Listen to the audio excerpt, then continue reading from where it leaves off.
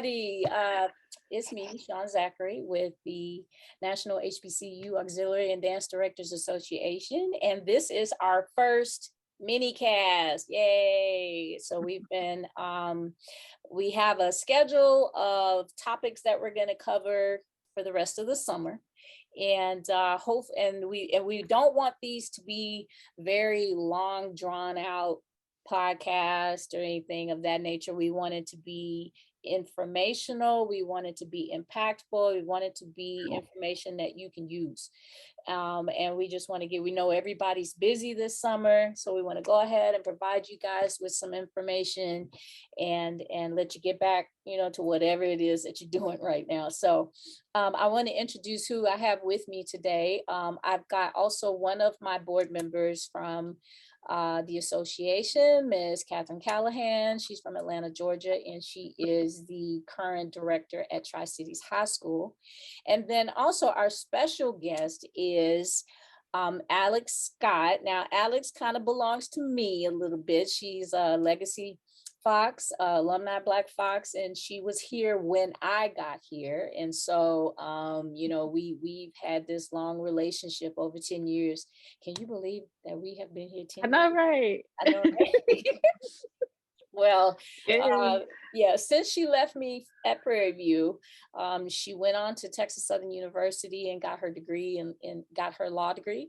And she is a trademark attorney. And so I thought, who better to call and ask about this information because she actually has been mentoring me on the topic. I'll call and check in with Alex every now and again and go, when do I need to do this? And what about, trademarking that? And what do I need to trademark and all this other stuff? So I'm hoping that some of the information that we bring out today, some of the topics that we talk about will be useful to you guys. Because as y'all all know, the topic of trademarks kind of was pushed to the forefront over the last few weeks or so. And so that's why I said, let's go ahead and talk about the facts. And so Kat and I are going to, throw some questions and pull some things out there and hopefully it will be of use to you guys. So Alex, you were explaining to us about names and how, tell us how in the United States they determine who can and cannot trademark a name. Okay, yeah, that's a good question. So in the United States, trademark is they follow the common law doctrine. So that means it's the first person to use the mark and not the first to register. And that was what was the problem that was happening with the dancing doll. So she thought that she can register the name first and that would mean you own it, but really it's whoever been using it first and the longest. So that's what the United States will look at. So although a mark might be registered and it might even get to registration, that senior owner can still come and ask to cancel that mark because they have senior rights in that mark. So that's what the United States look at. They look to see who was first using it. And they also look to see if that person, the senior mark, was using it outside of their jurisdiction, right? So let's say that PV, for example, is using Prairie View A&M University, but they're only using it in Texas. They haven't started selling apparel outside of the state of Texas, then they will only have rights in their mark for Texas. So that's important as well. So although you might not register it first, that person might come in and register it under you, and you can only bar them from a certain state and not the other states. So I think people should listen more. They should start doing more research and, hire attorneys if they're really considering spreading their brand across their state lines so they can have protection and not only their state under the common law, right? They'll be able to gain that protection nationwide in the United States. Gotcha. So I have a question. I know you mentioned about the merchandise, right? So you're saying, so say for instance, if I get a name and I register it for merchandise, so I have to say for instance, I want to sell it all across the United States, but yet still someone else has the same name.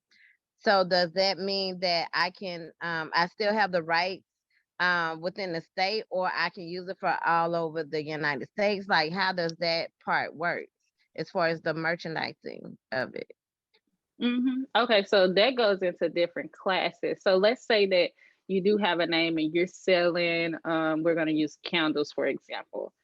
Then you will be protected in that class for candles. If somebody else have a name and they're selling t-shirts, on the other hand, then they can likely register their name under t-shirts, the same exact name, because you wouldn't think that a person would go into a candle out and a t-shirt out and get them confused, right? But that all lies on what the court thinks, because you might still think that your candle will be confused with that t-shirt. So you'll still sue that person, or, you know, take them to court so they can decide whether there's a likelihood of confusion. And that's a broad term because anything can be confusing. You know, a regular person that might not want to know the difference or want to distinguish the two might easily get confused. But a person that's smart and they know the brand, they know the owner, they might not get confused of the marks because they know this person made this and this person made that. So that's what that's why it's important to hire an attorney. It's always important to hire an attorney because they will be able to help you understand what you should protect and what class. Now, as far as throughout the different states, so if you cross that state line and you start selling in commerce, then you start gaining those their national rights to protect your mark. So you might not have to register it, but if you can prove that you start selling it across the state lines, and in this day and age, it's very easy to prove that because everything is on the internet. So you have already sold it across the United States lines. Because if a person can find you on the internet, you know, they can find you wherever they are at in their home. So that'll be easy to prove nowadays. But let's say that you're just a regular, you know, pop-up shop like a McDonald's before it got big. It might be hard for you to prove that because a person would have to come into your store to buy the product as opposed to somebody going online to buy the product. Wow. Those are a lot of little ticky-tackies. But the one thing that the important thing that I got from that is the concept of the classes.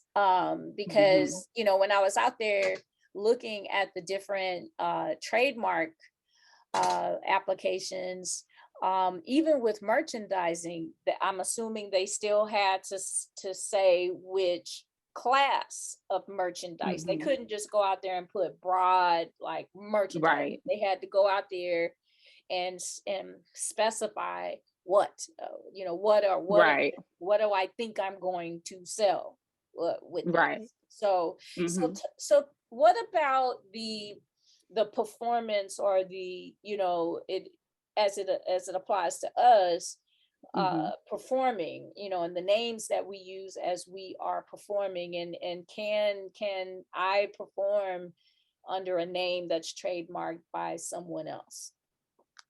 So that's good because trademarks is split into two different sections. So you have your products, your goods, and then you have your services. So generally, nicknames or stage names or even, you know, dance group names are under the service category unless you're selling products under that name. And that would be t-shirts, mugs, cups, like that. So they will be protected for their entertainment. So you are entertaining a crowd, you're providing a service by entertaining them with your dance moves or your dance organization, and you want your organization to be identified as this particular name. So that's how you will be protected. Now it gets very complicated because some people think that they can, let's say that you have a dance company and you're under the entertainment side, right? But then you're selling a product as well under the same name, right? Under clothing. They might get it through under clothing because in the United States Patent and Trademark Office, they're not looking to see whether this person is entertainment to selling clothing. They just see a clothing line, right? And that can be anything from Old Navy, you know, and then they see entertainment, and that can be anything from an organization or, you know, like Cardi B or something like that, that's providing entertainment. So it will be up to you as the owner to oppose the other person's mark to let them know, well, this person is actually another dance company that's trying to sell a name similar to mine for t-shirts and apparel, while I already have this name registered for dancing. So that's where the complication come in, because how would you know? How would you know that right, somebody was doing that? you will only know if somebody doing it by not protecting, but continually searching the internet for your mark, right? Wow. Because although you get the registration, they put the burden on you to defend it. So they're not going to go out and say, well, so-and-so is using your mark. We're going to send this for them since you got a registration certificate. No, they're going to put it on you to send out those cease and desist letters or contact the owner of their mark to stop them from using it. And then if you can't do nothing, then you go into the court and let them handle it, or decide whether there is an infringement or it's not an infringement. Wow. Wow. So I have a question. How much does it cost and how long does it take for the application process? So it depends. So generally some attorneys, so you have LegalZoom that doesn't really do the comprehensive search. They just file the application. So you can get it as low as like $300 or $500 from them. And then you have attorneys, they generally can charge between $1,500 to $5,000, depending on how many classes and how many marks you want to register. The United States Patent and Trademark Office charge by the class. So if you have a regular mark and you don't have pretty much any classifications you have to define, then it's $250 for each class, and they have 45 classes. So if you have a big brand like Disney, then you'll see yourself protecting your mark in a lot of the different classes. Right. But if you only have a small brand and you're only selling t-shirts, then you only are protected in that t-shirt class. What a trademark attorney will do is they will do a comprehensive search, and that's what makes the price go up, because they're now searching the whole United States to see if somebody is using that mark similar to yours, or if that mark has already been registered, to take the risk off of your back so that you won't get opposed, your application won't get opposed, or somebody won't come to you in the future to try to sue you for using a mark that's similar to theirs. Right. Now, I will say, in regards to high school and collegiate coaches, you cannot do this on your own, because anything that you do while employed by, XYZ college or high school is proprietary to that entity. So you cannot go and say, I cannot go and call you and say, hey, I want to trademark Black Boxes because I'm the coach and I should have it. And then the Prairie View A&M University would say, stop the madness. That's not going to happen, because I cannot take something that belongs to them. Anything that I do while I'm there technically belongs to them. And same thing with high schools. So having said that, if you are concerned about whether it's your name or your tagline or whatever it is that you want, that you think could be exposed and needs to be trademarked, you need to go to the whatever the entity is at your school to have that done. And you need to go and talk to them and say, this is what I think is happening, and this is why I think we need to be protected. And then you tell them all the things that should be protected. And they have to decide whether they're going to do it. For me personally, we went directly to our marketing and communications department, and they took it from there. Right. In high school, I'm not quite sure who you would go to. Probably start with your principal, and then they would be able to tell you, how the trademarking process happens within a school district, because I'm not familiar. Now, if you are a community team owner, that's different. You own it. It's yours. You own it. So the rules or the method for how you begin that trademarking process is a little bit different for the community team owners or studio owners than it is for us who are in public institutions. Mm-hmm. Did I say all that correctly? Yes, Yay! that's correct. Okay. Mhm. Yay, I said that correctly. Good. So who in Alex, who do you think is vulnerable and should trademark their names? And why? Which, Why what reasons would make it beneficial for people to trademark their names? oh, okay. So I feel like anybody that's trying to build a brand that's they want to leave a mark on the world is vulnerable if they're not protecting their name with a federal trademark registration, right? Because you want to be protected in every part of the United States and not just Texas. And it's important because let's say that the common law or somebody does want to sue you or you want to sue somebody else, you will already have that presumption of ownership because you have that registration. So that's one thing that you don't have to prove.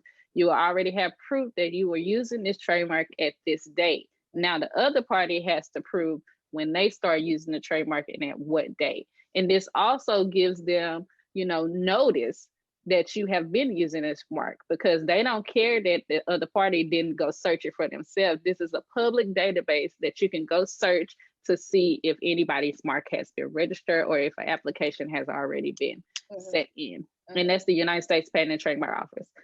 So that's one of the key things. And also, if you want to, let's say you have a product and you want to start selling in a store, most of the stores will not allow you to sell it without that registration because they don't want to get in trouble, right? They don't want to get sued for selling somebody's or infringement product, right? Because everything falls under chains, and that's what people don't understand. Like, because I'm attached to you, I'm gonna get in trouble because of you. And we don't want that to happen. And then also it can stop other people. This registration certificate can stop other countries from selling your product under your name into the United States, right? So let's say, now we can't stop somebody from selling your product in China, right? Because these are two different jurisdictions and you will have to get your trademark registered under that jurisdiction as well. But we can stop them from selling your product into customers into the United States. And that's pretty much what matters if you're only selling to people in the United States. Nobody knows what other people are doing in other countries. Even the biggest brands like, Mercedes and Starbucks can't even stop people in other countries. So that's not something that people tend to worry about as much, but you can prevent them from selling your name or your product or something that belongs to you into different customers within the United States. But you need the trademark registration to have that. So I think if you're trying to make a brand and you really want, to leave a mark on the world, then why not protect it? Because once you have this protection, the trademark registration, you can start leasing it, selling it, you can let other companies use it for, a profit. And it's not just names though. So that's why I try to get people to understand it's not just your name or your logo. The announcer for the one that said, let's get ready to rumble, that was his trademark, his entertainment trademark. So he was able to sell that and license that to different movies and games so that they can use it, just that phrase, in the games. Wow. So able to make over $4 million just by them using that phrase because people know that he's the one that used that phrase. So it can be something that simple that you came up with and people identify you as that, right? And protect it. Right. So again, just trying to relate things back to what we do. So I know for example, there's all these ins and outs about the licensing. And I know we've been in communications with our marketing communications department about licensing. And we have a lot of people that sell our stuff, that wear our logos, from unauthorized people, because people make them at home. People, they just Like, I can't tell you, I've seen all kinds of stuff with black foxes on it. And I'm like, where did you get that from? You know? And no, right at this point, nobody is buying any black fox stuff from an authorized licensed, provider. So Right. I think that what should, if I'm the coach or if I'm the band director or whatever, is there anything specific that I need to do, or do I just need to kind of let the school take care of it, or what do I need to tell them? Because there is an interest in making sure that we get what is, what should be coming to us. Right. True. That's true. So this is interesting because I like to tell people you should defend your mark like Disney defends their brand, right? They have the best brand defense, and that's only because they want to keep their legacy alive. They don't want anything to taint it. Right. So that's how much you have to defend. People are only going to keep doing what you allow them to do, right? Mm-hmm. So once the company builds their brand and they make it known that we are selling Black Fox Marching Storm apparel, and it should be only coming from this brand, and anybody else that's selling it without a license, we will, follow suit against you. Then people will start taking you more serious. And the first step is not to just go straight to court, right? Of course, right, you want to start everything with peace, right? Yeah. So you want to allow them, send them a cease and desist letter and tell them to stand down or else, right? So that you'll give them the opportunity to back out without having to pay the extra legal fees, because the school can pay for themselves, right? They'll be able to pay the legal fees and stuff. But sometimes these people are literally making straight out of their house, not knowing how they are infringing on other people's rights. Right. And it's not until they get that cease and desist letter or a simple phone call from an attorney or the school letting them know that they need to stop using it. So that's what I think that different schools or brands or even, organizations should do. Just start being very defensive about your distinctive trademarks, because it is yours and it is what you guys came up with, and you want people to have you guys products and not some products that was made that will be associated with the band. Okay. Mm-hmm. So if I just say, for example, I got a studio and it is the the Miss Mary's Black Fox's studio, do I have to now go change the name of my studio? That's an interesting question. See, this is why trademark laws are colorful. Because let's say that she trademarked the name Miss Mary Black Fox's studio, right? Right. The United States Patent and Trademark Office might say, well, Miss Mary is distinctive. Okay. Right. All right. That makes it distinctive. So they shouldn't confuse her from the Prairie View A&M Black Foxes, because Miss Mary is not a part of this organization. Right. But that's them. They're only looking at the outside, the skin on the bone. It's up for you to defend your trademark and get to the meat on the bone, right? So you would have to show or prove to them when you do an opposition proceeding or something like that, why her name is a likelihood of confusion to your name. Or what the university would do that is better, I think, is more of, they should fall under the dilution, this would dilute our mark, right? We're not trying to have a lot of people have Black Fox as a part of the name. Or the tainting doctrine. We don't want, if something, let's say that her organization started abusing kids or something, we don't want to be tainted with that brand, right? Mm-hmm. So we want our name to be standalone. So that's different things that different companies can argue. It's just, is your brand willing, or do you like your brand enough or love it enough to go and defend it like that, right? Like Disney is. Okay. Okay, well, that's all good stuff. Is there anything else? Kat, you have any more questions? No, I don't. Hey, Ray, you have any questions? Hey, Ray. Hey, I'm sad. I'm sad I missed this, y'all. This seemed like this was a good conversation. I made a comment to someone today because I was it was first day of camp, and I have some young ladies who are planning to audition for this thing and the dolls. Oh. And someone said, so-and-so's auditioning for dancing dolls. And I said, the real dolls or the other dolls? And they were like, the real dolls, Southern. And I was like, oh, okay. And the fact that I had to say that, to get clarification, is definitely a problem. Right. And I'm glad I'm not associated with either one, because I don't want them problems. Right. But it was a very real and very sincere question, because people audition for both, and both is a big deal, and blah blah blah. Yeah. So yeah. Well, you have the lawyer on here to answer any questions that you have. Yeah. I was, I had a lot of questions, I guess, because think about it, there are, and the example that I gave before we started recording was, for example, Alcorn. What if Alcorn gets a show? Then, what is UAPB gonna do? Their dance lines have the same name. Now, I don't know if they put like another word, if UAPB is the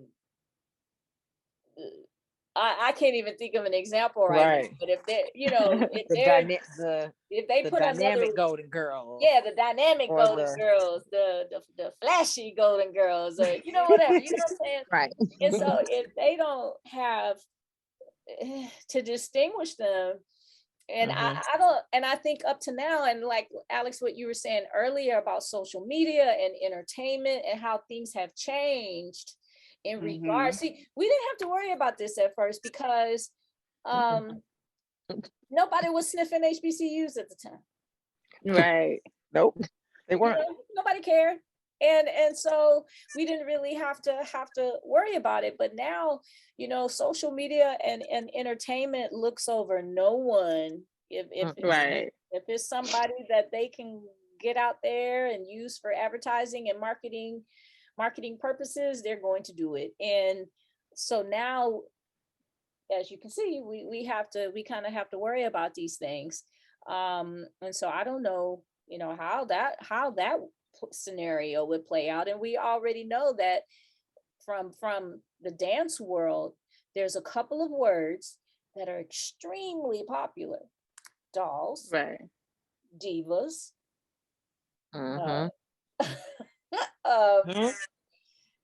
these are all very popular words when it comes to what we do. And girls, golden. Yeah. That's why it would be hard for them to protect it, because it is so popular. That's like somebody trying to trademark daddy, for t-shirts, but a lot of people use the term daddy, right? And they might want to put it on a t-shirt, or they might want to say Happy Father's Day to my dad. You can't stop them from using that word, right? So if it's known, like if they can show online that this word is generally used throughout the dance community, then according to the United States Patent and Trademark Office, it's diluted. Yeah. It's already diluted, because people are using it all the time. And if they can show that these two teams have been using it and nobody has been confusing them thus far, then they're not going to stop. That's not going to stop the other people from using it. So let's say that UCorn did start using it, did apply for a trademark registration, and then they try to now go send them a cease and desist letter for the word. That's not going to work, right? Because we've been coexisting this long in the marketplace and nobody has been confusing us up to now. So this is an argument, if I was their attorney, that I would throw out there. We've been doing this, right? People know us. They know who we are. They know who you guys are. It's no confusion here anymore. Right. So now you cannot try to start, defending your mark now when you didn't do it before. And that's something that the Dancing Dolls could have done, right? DD4L, because they were coexisting in the marketplace without anybody saying anything. I think What stopped hers because, you know, she didn't try to start with peace. You know, it went all viral and stuff, and it just went too big. And she was speaking before, you know, knowing the, you know, first use doctrine and stuff like that. And it just caused a lot of confusion when it didn't have to. Yeah. Well, it's definitely a lot of confusion. And you know, I don't think we even thought about any of this until now. So at least now it's on our radar and we're thinking about it. But I do want to go ahead and put the disclaimer out there. Alex Scott, trademark attorney. You know, we're not out here telling anybody what to do. Yeah, no legal advice. This is no legal advice. This is not legal advice. Educational purposes. This is for educational purposes only. We are not giving legal advice at all. So you cannot go and say, well, she was on the podcast and she said, no. Right. Not gonna work. Educational purposes only. Educational purposes only. This is just, hopefully you learn something new. I know I did. I learned, and then Ray, you just came on and learned something new. So, sure did. Yeah. I tell you, every time I get with you, Sean, I'm learning something new every single time. Right. So yeah. So Ray, any more questions? Alex, anything else? I don't have any more questions. Wait a second. Let me make sure. So, and I'm sorry if this was already asked, and I apologize for being late. I was putting my baby to bed. No, you're fine. So we have there are different tiers of trademarking, right? For like different purposes. So in our under our umbrella, I guess, as dance teams, to trademark the name, would that trademark everything that could be trademarked as far as this sect of it, like everything that would have to do with dance? So let's say we trademark Mahogany in Motion, and as a dance team, as a school organization or whatever, would that allow us to use it for everything? So this is what happens. People will take our photos and use them in their promotional things. And so what we've begun to do is watermark them. And if we find them on your website or your promotional things, our attorney will send a letter and say, hey, you don't have permission to use this image. Please remove it, blah, blah, blah. Is that about the right way to go about that? Or how can we kind of streamline that process, if there's any other way to streamline that? So as far as the photos, they go under copyright law. So yeah, that attached as soon as the photo belongs to whoever took the picture, right? So it attaches as soon as that picture is took. So if you start seeing somebody using you guys' pictures, or the photographer gave you guys the rights to that picture, then y'all have the right to send out that cease and desist letter. And then if you also get those pictures registered under the copyright registration, then you would have to have the rights to get damages as well, and attorney fees. So that's where it goes into that play. Now, as far as trademarks under the umbrella, so if you trademark it under entertainment, you will only be protected under entertainment. So not clothing, or if you're starting to sell handbags or candles or water bottles and stuff like that, it won't be protected. You'll have to protect it under those different classes. And they only did that because they didn't want a person to own a name for everything, because everything is not related, you know. I might want to sell Mahogany in Motion tires, you know, and nobody is going to think that a dance team is selling tires, you know, Mahogany in Motion tires as well, right? But that's not stopping them from selling tires, but they don't want to stop people from using words, you know, that everybody might come up in their head. But that's why it's important for you to protect your name and everything you're going to use it for, so that you are already leaving it open. You letting people know this is what I'm not using it for, right? Because you don't want to come back and see that somebody done went under you and protect that same name under a different class, right? Yeah, because we can't sell merchandise. One, because we're a school entity, and all of our things are underneath our school brand. So it would Right. never be a point where we're like, yeah, y'all, let's enter the marketplace and sell Mahogany Emotion shirts. We could never do that. Right, Like that would Right. never fly ever. And I Yeah, don't know that's the what school's school money.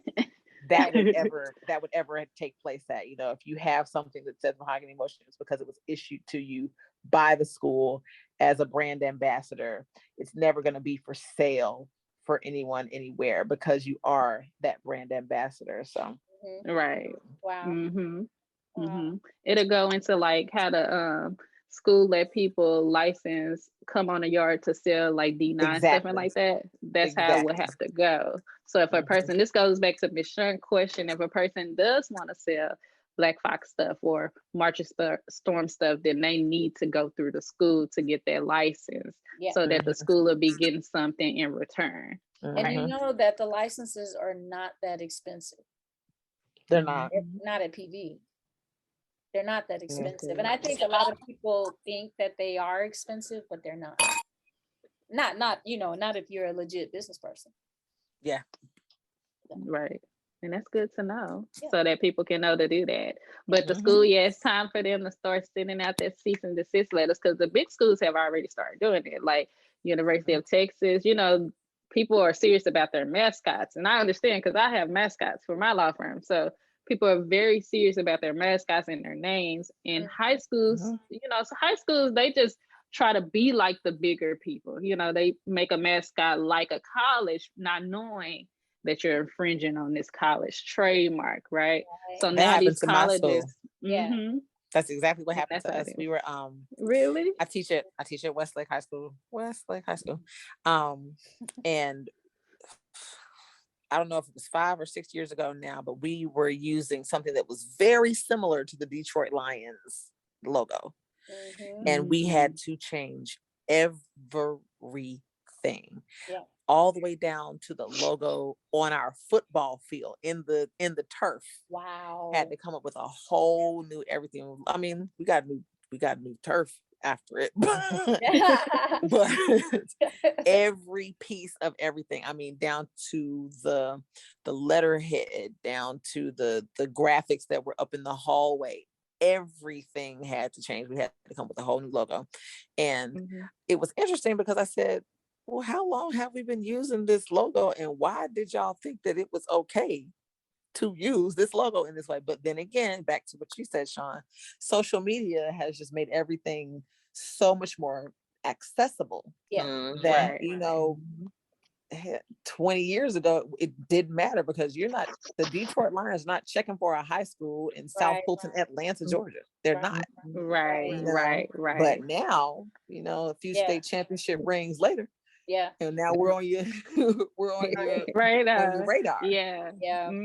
That's interesting because that, you know, when I was talking about the timeline, like they've been coexisting, that wouldn't work right here. Because now their name, a person, because they're so big, a person will attach that school to their name. Like, oh, y'all must be sponsoring that high school or something. Yeah. And no, we're not doing that. So we don't want anybody associated with us because something might happen in the high school and y'all might think that we're associated with them. So that's why schools, even universities, are starting to send out cease and desist letters to high schools and stuff, not trying to be mean because everybody think people trying to be mean, but no, we're just trying to protect our name and our identity, right? Because we're building a brand over here and this is our brand. And you just want them to make a new brand. So especially with the Black Foxes, because you don't really see that nowhere, right? And then the Prairie and March and Storm, it's all unique. Their identity is all unique. And now it's starting to become bigger.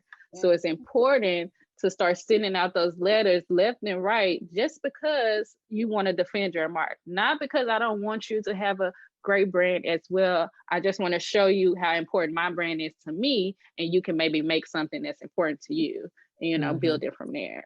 That's a good way to say that. It is. That's a very good explanation.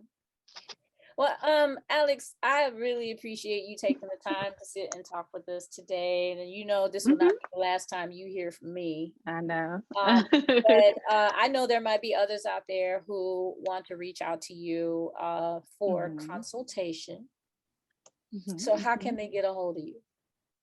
Okay, so they can find me at Legally Marked, and that's LEGALLY marked MARKED.com. And that's where they can find me, or they can contact me at 281-624-5854. If they want to talk about trademarks. I generally give people free consultations because I love talking about trademarks. And it's up to you if you feel like your mark is important enough to protect it, you know. So you can contact me anytime. My law firm is AC Scott Law Firm, and we just defend the ideas of mankind, right? So that's something we do. And then we do that by helping people. She half I know, right? She half mine. She belongs to me. Right. And that's where you can find me, right? So at legallymarked.com, Legally Marked on Instagram, Legally Marked on Facebook. That's our name across the board. Or you can just contact me directly at Attorney Alex on Instagram. Cool. Well, this has been great. This has been great, y'all. Okay, so yeah, thank you again, and we hope to see you guys. Our next hopefully, guys, the next mini cast will be live after I work out all the technical difficulties. I'm sorry. Okay, after I work out all the technical difficulties, but the next one, I can't remember what it is. I want to say, do y'all remember, Ray? I got mommy brain right now. I know. I don't remember exactly what it is, but it is next week, same time, same bat station. Okay, so make sure you make time in your Monday evenings for us, and the next one will be just as informational. I promise you, and it'll be here, and I promise it's going to be live. I'm going to work out all these technical difficulties. So goodbye, guys. Bye. Great. And bye.